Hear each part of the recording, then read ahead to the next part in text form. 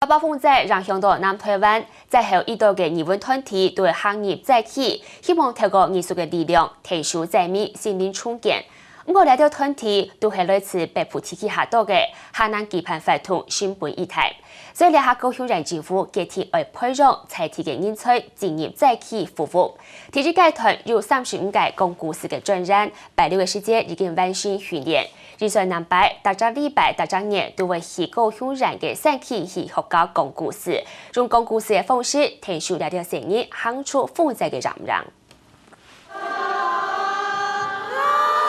同步弄出嘅八部合音改編組是帶大家哈哈哈見笑嘅互動表演，帶頭嘅今天媽媽進入發力，去搶起去童年向講故事文言出名嘅小朋友聽，白風在了後講呢度下期，看到細年嘅改變，佢只唔判得。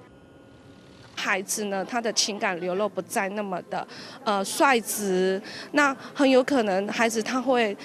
表現出早熟的一面，就是說他可能變得更有禮貌。我只覺得我最大的任務就是去傳遞快樂。另外，嚟個教導正翻譯嘅阿公係退休教長，胡登輝佢帶頭起山，風仔嘅時節嘛做太水，所以佢特別是體會在面嘅感受。在後嘛自己去三度嘅在起，強下天數在後嘅重建。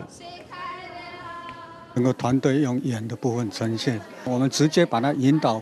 做真正的生活上的一個銜接，就是比較快樂的 happy 的生活的這樣連接。